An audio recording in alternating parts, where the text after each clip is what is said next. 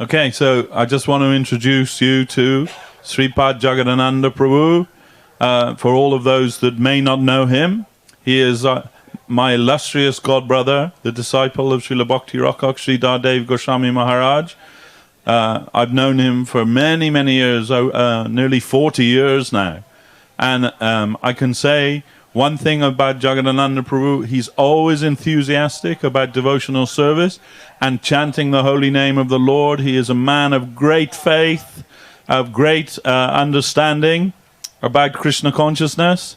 And if you'll give your attention to him and hear from him, you will be greatly benefited. Okay, thank you very much, Jagadananda Prabhu. Please take it away. You want to hold the microphone or stand? Hold it, or I can Put it.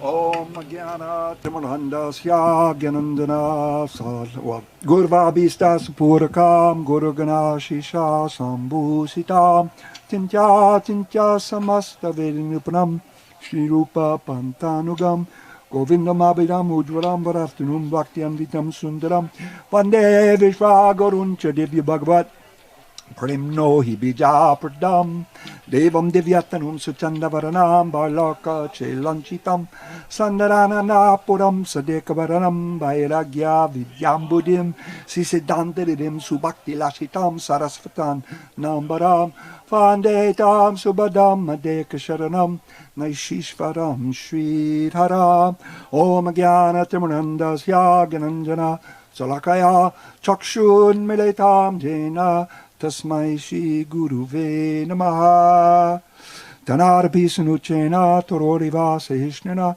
Amaninwanadena Kirtanya Sarahari Jaya Jaya Shri Chaitanya Jaya Nityananda Jaya Dareta Chandra Jaya Gaura Bhakta Brinda Gaura Premandi Hari Hari Bo. Well, I'm very fortunate to finally get to speak here, and anyways, I'm happy to have that chance and enthusiasm, and if I can enthuse one person, then I'm enthused. So that's what it's about: glorifying the Vaishnavas, giving enthusiasm and getting enthusiasm. Sheila, I don't know if you want to hunch over so much. Whatever you think. Yeah, no, I don't really want to. I'd rather, yeah. What Srila Saraswati Thakur said, we need preachers of Krishna consciousness with utsaha, enthusiasm. So this is what Rupa Goswami also says like this in his Nectar of Instruction. We need utsaha. This is one of our principles, endeavoring with patience, perseverance, confidence, enthusiasm. So all those things, they have to be there. Have this confidence, and sometimes the confidence, it's, contrasted with the feelings of fallenness and negativity to attract the supreme positive, but simultaneously we have to have that confidence. We have to, we've been given this by such glorious guardian gurus, and we have to just focus on their holy lotus feet and pray like Srila Swami Maharaj Prabhupada did on the Jaladuta coming over. Make me dance as you like. And then what a dance we'll be doing. And, it's like the verse, by the mercy of the Lord, the lame can cross mountains and the dumb can become the greatest orators. So I'm both of those things right now. But not that I can become the greatest orator, but I'm lame, and I don't know if I can even cross this mountain right now. But anyways, it would be a glorious attempt. Go see Giriraj. And but I'm here with the Vaishnavas. Actually, that's higher than anything, because like Srila Guru Maharaj, they actually, when Srila Guru Maharaj would listen so attentively and be able to recite back, like from his amazing memory, the talks that he heard of Saraswati Thakur, even as a brand newcomer, even before he was initiated, I believe, like that they thought he was a spy, because, you know what I mean? They actually thought he was a spy. So they said, why are you here? And he said, I want the grace of you all. So that's what we want, the grace of the Vaishnavas. Because ultimately Krishna is far. He's far away, We only get the grace of Krishna through the Vaishnavas. We get bhakti from a bhakta. So that's it. We want bhakti ananda yoga, the ananda part of it. we have to get it from a bhakta. You know what I mean? So, and I like this when Srila Govinda Maharaj will call this process Bhakti Ananda Yoga, you know, and, you know, people were worried about like preaching and offending people, but yoga is now universally accepted pretty much, except from a few fanatics. And so when he presented as Bhakti Ananda Yoga, you know, wow, yoga, wow. And Ananda, the food of consciousness, is ecstasy, as Guru Maharaj would say. That's what the topic of my talks is. I traveled around India, going to universities and colleges, and with Tirtha Maharaj and Shanta Maharaj and Muni Maharaj, like that, and also with Acharya Maharaj. You know, the food of consciousness is ecstasy. So we have to feed our consciousness this ecstasy of Bhakti Ananda Yoga. Because if we're not doing that, we're fasting. And, you know, if you fast too long, you'll become weak, you'll become dull, you know. So we have to, you know, feed ourselves in that way. And anyways, and the devotees, they give us this enthusiasm. If we can glorify them, if we can have their association, take their association. Sometimes they say, you have 2 ears and 1 mouth. So, you know, do twice as much hearing as you do speaking, like that.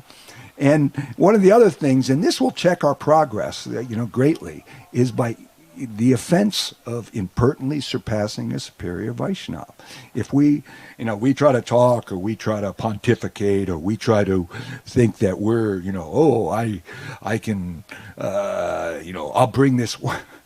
One time here, years ago, some young girl, she asked Srila Gurudev here, and she was like, well, anyway, she asked Gurudev, she goes, Gurudev, are there such things as fairies and things like that? And Gurudev said, how old are you? And she said, 17. He goes, well, then this is a very appropriate question for you. He goes, but usually we're not so concerned with such things like that. You know, so he didn't really answer it directly. And then one devotee, a friend of mine, because later he told me what his intention was. He told me, so he asked, well, anyways, I'll tell you. Okay, he said, Gurudev, what, is it true that Srimati Radharani, we should see in the highest sense, we should see the Guru as Srimati Radharani? And Gurudev goes, you know the answer to this, and if I tell you, you will forget in a week. So, and later the devotee told me, he said, I was thinking I had to bring the questioning up to a higher level. And then if you're thinking like that, that's not a good way of thinking, you know. So anyways, and I believe it was in that same talk, they had been associating with, you know, one of the other new camps out there. I say new camps, you know. Actually, you know, we're all here, we're all family. So it was the Narayan Maharaj camp. So even though she was a Srila Govinda Maharaj disciple, she goes, Gurudev, you know, because they have a tendency to be more on the emotional side, where Gurudev said we want a promotion from emotion to devotion. So she said, Gurudev, I'm hankering to hear something about Sri Radha. And Gurudev said, usually we don't quote Vivekananda, but in this instance he gave a very appropriate reply.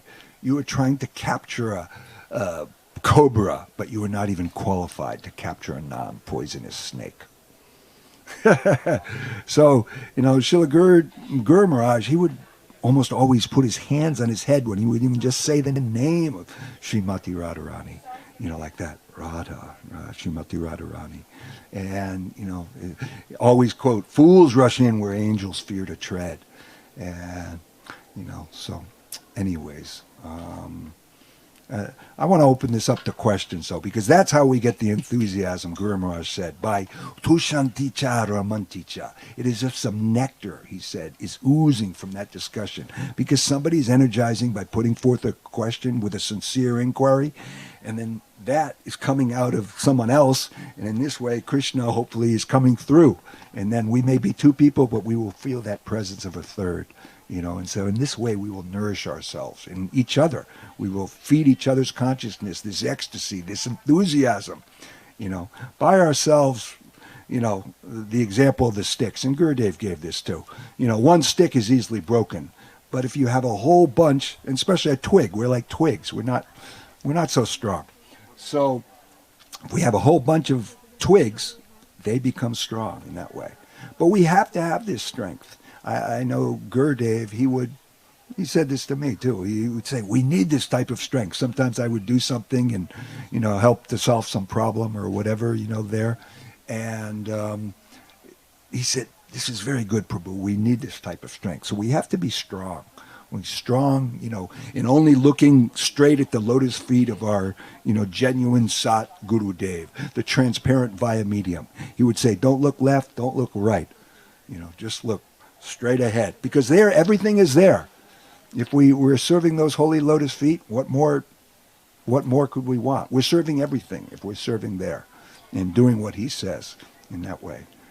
So opening up the questions. Oh, and one other thing I have to say, and I always quote this because I see that this is something which it's actually sad. Jagadananda Pandit in his Prema Varvarta, he said it is a grievous offense to discriminate between grihastas, householders, and renunciates, sannyasis, brahmacharis, like that, because it's about adhikar, it's about attainment. It's about realization. It's not about how many slokas you know or anything like that. As Swami Maharaj Prabhupada would say, his favorite verse, and the number one most important verse, he said, was that to one who has implicit faith in Guru and Krishna, all the imports of the Vedic literatures are revealed. So they may not be able to sit there and quote sloka after sloka, but in the clean play of their clean heart, it will come out. They say Gorky Shordas Babaji Maharaj was illiterate. But actually, at one point, in the early days, when Srila Guru Maharaj taught this principle, which goes along with that, of substance over form. That substance is all important. In the form, it's not unimportant, but it's not all important. So if that form gives you the substance, then wonderful, we embrace it. But if the form, as soon as that form is not giving you the substance, then we reject it. And he gives the example of the nose and the breath. The nose gives you the breath, the life-giving substance. But if there's an obstruction in the nose, you have to do a tracheotomy. You have to get your breath like that. And, so in this way. And so actually, a lot of times I'll like to ask people, I'll ask some newer people, well, what did you, who did you like? Who, you know what I mean? What talk turned you on?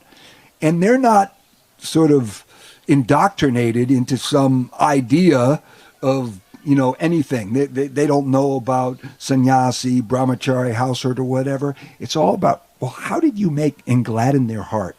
How did you make their heart dance? How did you make the mind dance, Dal nitai chaitanya bole natre almaman, natre almaman, natre almaman, natre almaman, natre almaman. Dal nitai chaitanya bole natre almaman. Dance, mind, dance with the chanting of Nitai and Chaitanya. So, and quite often they'll say, oh, that person or this person. And it doesn't necessarily go along. But then you ask the people who've been in a society, it's this sannyasi or this or that, you know what I mean? Or this big guru, you know what I mean? Like that. And, anyways, about one society, Srila Govinda Maharaj said, we can learn much from them, some other society. But our only problem with them is they're engaged in guru business. But, if you're in that society, he's a big guru. You know what I mean? Even though Gurudev has made statements about some so-called big gurus, like they won't become a sadhu for 1,000,000 births.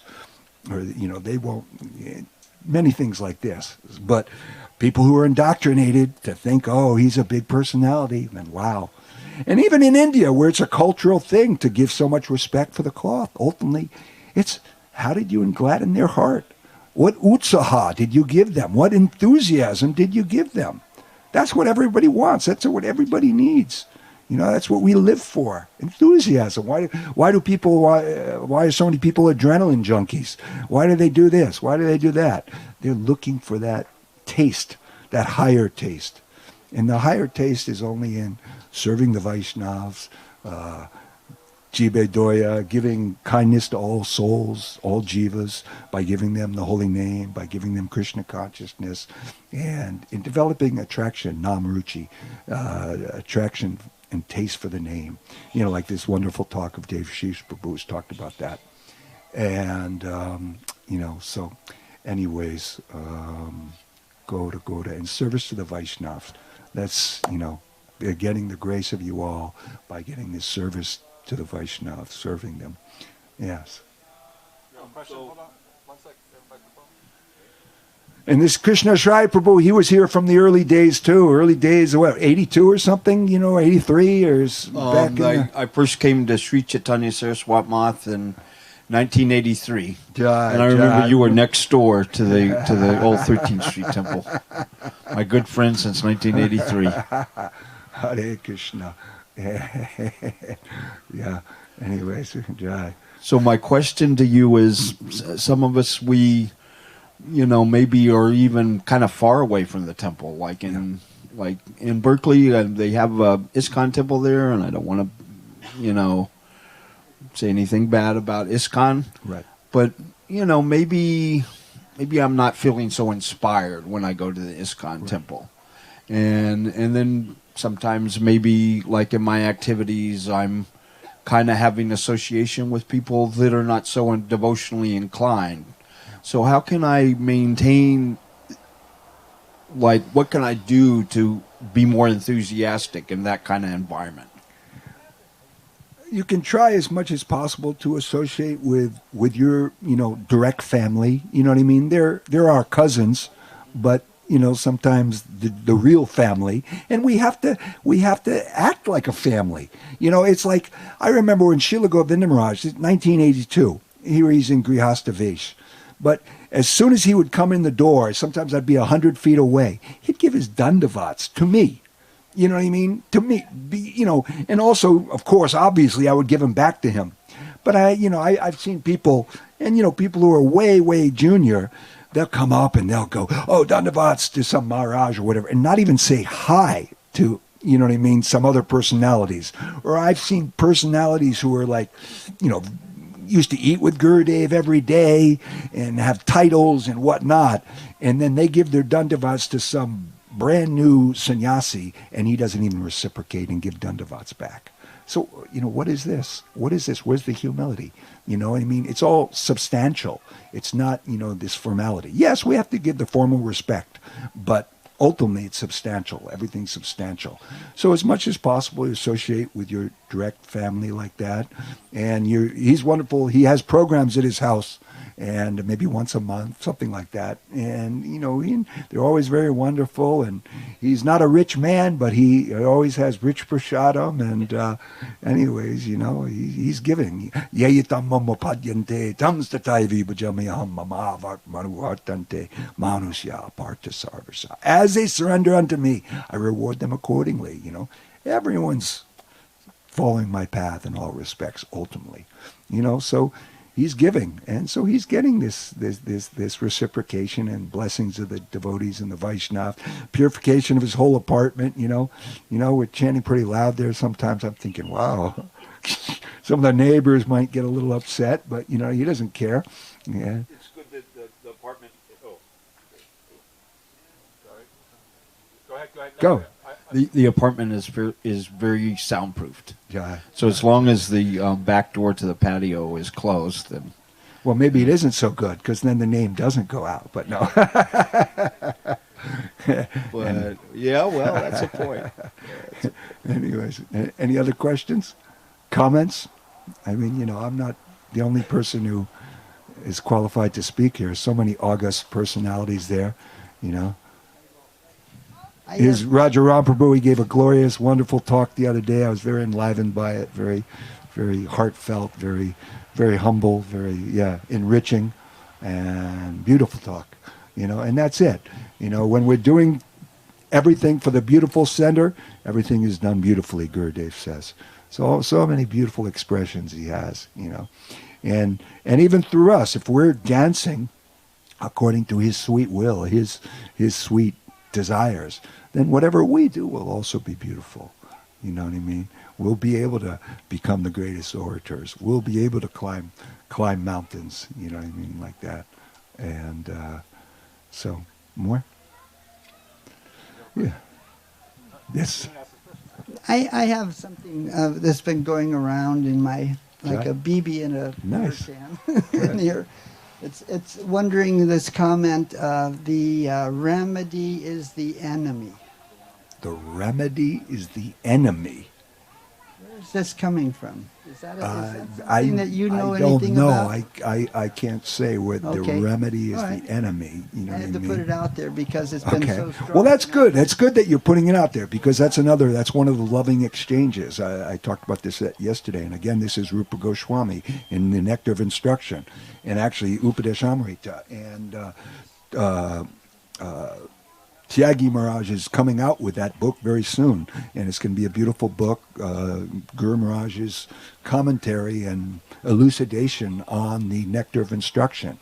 So this is one of the 6 loving exchanges and of devotees. And Prabhupada would always say, Swami Maharaj Prabhupada, that without these 6 loving exchanges, there's no question of a devotional community, of a devotional family.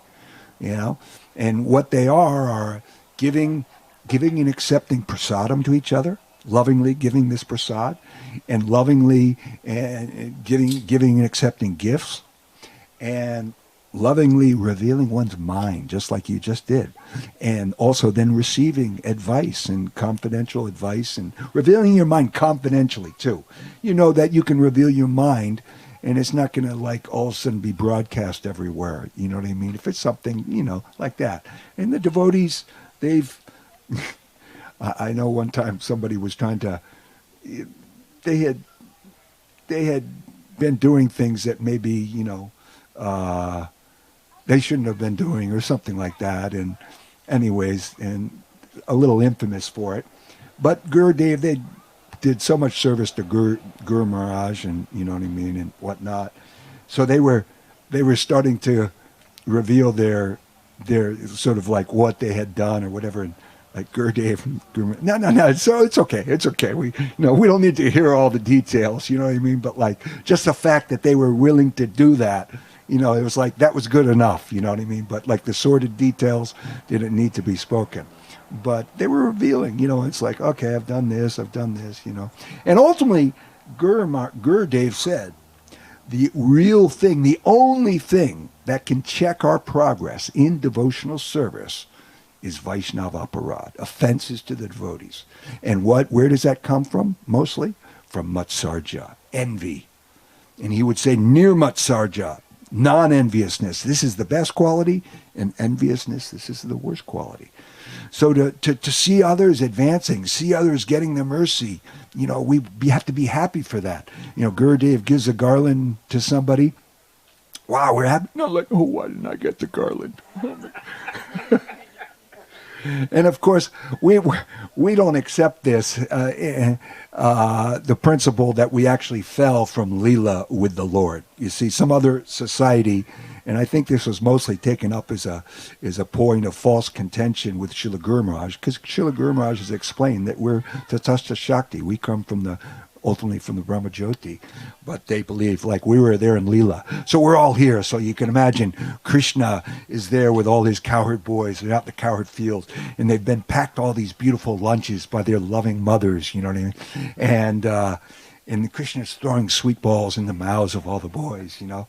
And then all of a sudden, maybe he misses a boy, or, you know, or the boys are all throwing at him. And they think, why is Krishna the son of bloop? All of a sudden, bloop, because that's what they call it. That was the sound, they said, of falling from the spiritual world. Bloop. So, I mean, you can imagine, you know, we've just had this very sad event of, you know, 3 wonderful devotees have left our community in, you know, the last few months. You know, very sad. So you can imagine in the spiritual world where everything is joy and, you know, every word is a song, every step is a dance, you know, and, you know, it's just, and all the trees are desire trees and whatnot. And you're sitting around in this most amazing, ecstatic environment, and all of a sudden your friends are dropping like flies. Just, well, where did Sudam go? Oh, Guess he must have been envious. Bloop, he must be in the mature world. Anyone want to go on a mission down there and preach and rescue him along with some others? No, it's absurd. It's just, it shows the ridiculousness of it. And, I remember even when we would be preaching, people would say to us sometimes when people would say that, give that thing, well, we were in the spiritual world with Krishna, but then we became envious, They'd say, well, why? If it was so great, why'd we leave? And, really, how can you defeat that? Because, of course, we weren't in play with the Lord, you know what I mean, like that. And, but so similarly, the devotees are nearer, and the guru is nearer than dearer than God to the disciple. You know what I mean? Guru, I was listening to a talk this morning, and Gurudev was saying, I was called a fanatic by, I was Gornitai. I was called a fanatic by, actually Goswami Maharaj called Gurudev a fanatic for Guru Maharaj. And he said, usually this term of a fanatic is an abusement, is, not something good. It's not, praising the person. He goes, but I like this very much. Yes, I'm a fanatic for Guru Maharaj. So that's it. We have to become a fanatic for Krishna consciousness, for our Guru Maharaj, like that. Don't look left, don't look right. Yes, I am a disciple. I told this story the other day. Somebody, an old devotee at the Mott, he said, well, we shouldn't think we're guests. We should just think we're guests here at the Mott. We're not, this isn't our home or anything like that. And this really bummed me out, and I didn't accept it either. But, because actually Gurudev personally told me, which isn't generally a thing you tell somebody, but he said, Prabhu, what you are thinking, do. What others tell you to do, don't do. And, but so he said, we're just guests. So I went to Gurudev, and I said, Gurudev, this senior devotee just said, we're just guests here. You know what I mean? This isn't our home. I said, and this really made me sad. Gurudev got up, gave me a huge hug and said, yes, Prabhu, this is very good. Actually, before that, I elaborated a little bit. I said, I am thinking this is my father's home, Guru Maharaj's home. And this is my big brother's home, your home. And in this way, this is my home. And then he got up and embraced me and said, yes, this is proper consciousness, Prabhu. I am a disciple of Guru Maharaj, Chaitanya Saraswat Mat, this is my home. You know what I mean? And if we think about that, home sweet home comforts, where will we go if we're thinking of home, at the time of death or whatever? And this was another beautiful point which I've never heard anyone say except for Srila Govinda Maharaj. That verse in the Gita which says, whatever one remembers at the time of death, to that state he will attain without fail. That's only for the regular people. They happen to be thinking of their dog at the time of death, boop, dog body. but for a devotee, he may be thinking of his dog. He may be in a coma, Gurudev says. But Krishna won't hold them to that, You're not going to gain Krishna consciousness on a technicality, and you're not going to lose Krishna consciousness on a technicality. So he will make the best, because he's all loving and all merciful, and you're in the family of Krishna. He'll make the best arrangement in your next life to take up in your devotional service where you left off in this life. This is what Gurudev says. This is a very wonderful, beautiful, sensical contribution of Gurudev. Like I say, I haven't heard anyone else say that. Most people don't think that. They think you always got to do the numbers. You always got to do the numbers of rounds and whatnot. So then at the time of death, you happen to be doing it. But, you know what I mean? If you're just mechanically chanting, I got to, I would sometimes joke, because what are you doing when you're chanting? You're praying for service. So it's like someone's chanting their rounds and schnickety, schnickety, ram, ram, ram, schnickety, ram, ram. And I say it like that because I remember somebody used to chant, in the Boston temple, and oh my God, he would clear the whole hall because, there's so many devotees around. But when he would chant, because you couldn't even recognize it as the mantra, maybe it was in his mind, but everyone would leave because he would be like, schnickety, schnickety, and so loud, like, oh my God, Like there's a story that actually one time somebody was chanting loudly while Srila Saraswati Thakur was talking. And Saraswati Thakur said, like, can you keep it down a little bit like this, you know? He said, what? I'm chanting the holy name. He said, like, no, you're not. You're making noise. You know, what to speak of the gurus talking, you know? And I remember one time somebody was chanting while Gurudev was speaking. He was sitting there in the audience, you know, chanting away, you know what I mean? And so I asked Gurudev, you know, Gurudev, what about that if somebody's like chanting their rounds while their guru is like speaking like that? And he sort of looked like, you know, I don't really want to offend this person, because he was, you know, a wonderful devotee and whatnot. But he, at the same time, you know, wants to tell the truth. He goes, it is not so good, because you are neglecting one or the other. You're neglecting hearing the name that you're chanting in your chanting, which is the 10th offense we heard, inattentive, or the, you know, inattentive chanting, or you're being inattentive to your guru's talking. And, you know, and frankly, if your guru is speaking and he's a transparent via medium, you know, Satguru, way better to hear from him than chant your rounds. Because most probably your rounds are Namabhas or Namapara, or Nam, which means twilight dawning the name, shadow reflection of the name, or Namaparad.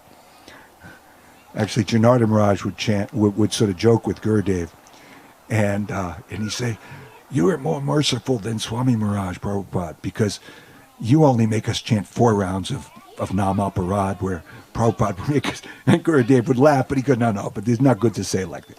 And, and another time, he said, see, because the cure for operatic chanting, offensive chanting, is more chanting, if you keep chanting. So Gurudev said, even though it's not a matter of numbers, he said, if the numbers are, if the quantity isn't there, the quality also won't be there. So, you know, like you saw, there's different statements for different people at different times, and they're all correct. You have to be able to harmonize all these things, divine harmony, you know, understand, you know. Guru Maharaj would say, non-discrimination is the sign of the half-stupid. So that's it, you know, yatamat tatapat. It's all, you know, as many paths as there are, that is a way. That was Ramakrishna and Vivekananda's, you know, statement, you know.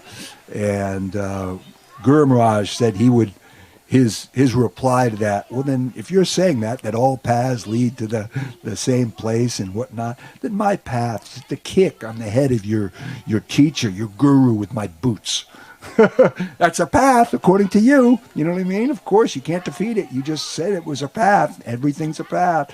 So obviously, it's the sign of, you know, the half-stupid to think like this, you know. So we have to be, you know, positive and progressive thinkers, you know, accepting the favorable, rejecting the unfavorable, and, you know, have some common sense. And like Prabhupada told Janardhan Maharaj, you know, use your common sense. He said, and if you don't have any, ask somebody who does. You know, so there's also spiritual common sense like that. And even when we're preaching, when Lord Chaitanya would talk to somebody, he wouldn't necessarily use the scriptures. He's talking to the Muslims, you know, Chan Kazi or whatnot. You use common sense. It's all common sense, you know. You know, even when Guru Maharaj would talk about why Krishna and Vishnu is superior to, you know, Lord Shiva, you know, because it's coming, the Ganges is flowing from the lotus toe of Lord Vishnu, Narayan, onto the lotus head of Lord Shiva. So we can see right there. And, you know, different, and plus Shiva, he's a searching personality. Where Krishna, you know, he gives the example of, or the story that one Englishman, he said, you know, of all your gods, I'm examining all your different gods, and I see Shiva's destroying, so, you know, he's working, destruction's, that's work. Brahma's creating, so he's working, you know, like that. But, you know, in Vishnu, well, he's maintaining, that's still some work. But Krishna, he's just playing. He's just in Leela, so he's obviously the highest. You know, so like that. Common sense, spiritual common sense, like that. Yeah. Any other questions? So happy to see so many newcomers, and they're joining the fold, and happy and resplendent with their tilak and their kunti mala, tulsi mala, and, you know, whatnot. And We just have to keep the association, though, because that's what feeds us. You know, over the years, we've seen so many people come and take initiation and whatnot, and then where are they? I mean, I remember one time somebody came up to me on the streets. We were chanting during Harinam downtown Santa Cruz. And we hadn't seen this person for who knows how long, 10 years, something. And he came up to me and goes, Prabhu, what's my name? What's my spiritual name? I can't remember. And I go, I can't remember. He goes, no, you can remember. I go, he goes, no, I can't remember. He goes, yes, you can remember. And all of a sudden it just came to me. But of course, right now I can't remember. But I told him, and it was like magical. I said this. And he goes, yes, that's it. I think it was like Dial Krishna. I can't remember. But anyway, it's like, yes, that's it. And he was enlivened, you know. So from Krishna comes knowledge, remembrance, forgetfulness. But if we're around the devotees, then we won't forget. They will remind us. You know what I mean? So they'll give us the enthusiasm to remember and to do the things and the processes that will help us to remember. You know, like Madhusudana Maharaj gave the talk the other day. Have some spiritual breakfast. But don't just have spiritual breakfast, and don't even only have spiritual lunch and spiritual dinner. Be constantly snacking. Constantly. Be a glutton, have that loyum, that eagerness, that enthusiasm to always be taking the nectar of Krishna consciousness, the nectar of the name, the nectar of association, the nectar of devotion, the nectar of instruction. That one verse in the Bhagavad Gita, which says, Raja Vidya, Raja Guhyam, this knowledge is the king of knowledge, the king of education, because it gives direct perception of the soul, the self, by realization. It is everlasting and is joyfully performed. So it is the perfection of that says everything right there. Why is this Krishna consciousness the highest? What else is giving you direct perception of the self, the soul, by realization? Hey, if you can tell me, then, I'll check it out. But but there isn't anything. This is it. And once again, it's higher and higher. What was Guru Maharaj's, idea always? He said, my idea and my thought and my appreciation, my mood is just to be surrounded by a few and have high talks. High talks among a few. Because one of the things he would always say is connotation increases, denotation decreases, and conversely. As the meaning becomes more and more esoteric, more and more rarefied, more and more, high, the numbers of people who can naturally understand that and gravitate toward that and want to hear it will diminish. It's like if I go down to, some center in town and I advertise, giving a talk on some super esoteric talk in, in nuclear physics or something, the movement of quarks in a black hole or whatever. People are going, that sounds pretty, forget that, man. I'm not going to be able to understand that. I'm not interested in that. So same thing, in Krishna consciousness, it's like, I know somebody invited one of our friends up there in Berkeley because, we have friends who, they're all devotees too. And and they invited them down here to come. They said, I think you'll really be enlivened. And this person grew up in Vrindavan and, he likes to chant and, he knows a fair bit, But she told him, but what's funny is they don't, they're down there, they call the women deities, Devi Dasi or Big Sister like that. They don't say Mataji. And he goes, oh my God. Prabhupada, that's directly against Prabhupada's teachings. He taught us to call everybody Mother, Mataji. I'm not going to go there. It's like, oh my God. It's like in Mexico they call women Senorita, not Didi. I'm not going to go there. I'm not going to preach in Mexico. It's like, it's madness. You know what I mean? It's like, I know years ago, I remember somebody, it was like, well, I was willing to, I'd heard about Srila Sridhar Maharaj, so many people were getting turned on, of my godbrothers, he was a Prabhupada disciple, were getting turned on to Srila Sridhar Maharaj, and I was ready to maybe hear from him, but then I heard him say, called Prabhupada Swami Maharaj. And I thought he's calling Prabhupada Swami Maharaj. That's like Uncle Bob not calling Daddy Daddy. Uncle Bob calls, of course, Daddy's name is John, but, Uncle Bob doesn't call his brother John. He should call him Daddy, because I call him Daddy. So I'm not even going to listen to Uncle Bob. I mean, it's just so absurd.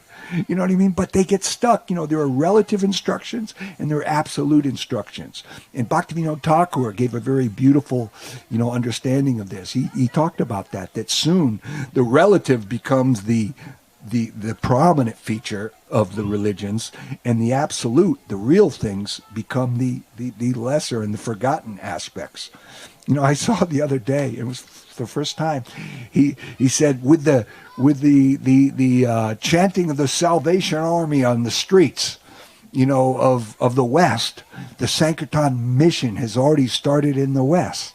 So this was his broadness of vision, that he's seeing that they're glorifying the Lord when they would go out with, the big drums and whatnot. Unfortunately, I don't even think they do that anymore. So you see, even once again, there's proof of even what he said within his own statement. They've given that up. But also Srila Govinda Maharaj gave the beautiful understanding. Also, he said that Srila Bhaktivinoda Thakur sometimes was so broad that unless you also read and hear the explanations of Srila Saraswati Thakur, you could actually be misled. You could be too broad. You'll get the forest, but you'll forget the trees. You know what I mean? Type things. So, we have to hear. So that's why if we hear directly from our, Satguru Devs and from those devotees who were near and dear to him and had a lot of his association, because that's the ultimate wealth, is the association of the Vaishnava and the high Vaishnava. How much association, how near and dear was this person to Srila Govinda Maharaj, to Srila Guru Maharaj, like that, to Srila Prabhupada? You know what I mean? And then I want to hear from them. They know the mood. They have the teachings. They have the instructions, and and it's like Srila Govinda Maharaj personally told me one time. He said all of my disciples, they should live with me for at least 2 years. And I said, well, Gurudev, what about like somebody like me? I'm a grihasta. I live in the West. I engage in so many activities, money making, whatever. I can't really, it doesn't seem practical to be able to do that. He said, for you, Prabhu, train my disciples. So then somebody who, if Gurudev has said this, then maybe they should want to be trained by that person, It's like one time, a Prabhupada disciple was there in the early days, and he asked Srila Sridhar Maharaj, can you tell us more about this Tatastha Shakti, origin of the Jiva, origin of the Jiva from the white light, the Brahma Jyoti? And Gurudev said, Guru Maharaj said, I've talked about this quite elaborately. Why don't you just ask Sagar Maharaj? So a few days later, so this is just anyway, it wasn't just some little remark he's saying to him, because a few days later, Guru Maharaj asked Sagar Maharaj, hey, did that person ever ask you about the origin of the Jiva? And Sagar Maharaj said no. So in other words, his guru was telling him, gave him an instruction to do something, and he didn't do it. Why? Because he was too proud. He didn't want to, he could ask Srila Sridhar Maharaj that, but he couldn't humble himself to ask his godbrother, his senior godbrother. So we have to be humble. Humility is everything, Why did Gurudev always say that verse, Tanada Pisanuchena, Tororiva Sahishnana, Amanina Manadena, Kirtanaya Sadahari. One should chant the holy name of the Lord in a humble state of mind, thinking oneself lower than the straw on the street.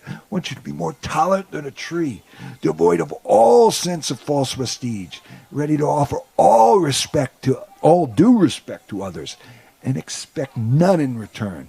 Only in such a state of mind can one chant the holy name of the Lord constantly.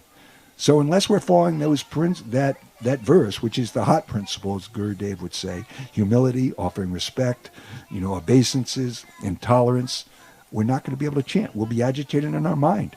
If we're agitated and disturbed in our mind, then we won't be able to chant. And this is another reason why we need that loving exchange of revealing our mind in confidence. And we're not. It's like Prabhupada said. Somebody was talking about the rules and regulations. And sometimes people have a tendency to look at that like, oh, he's doing this or he's doing that. Prabhupada said these rules and regulations are for your benefit, not to judge others with.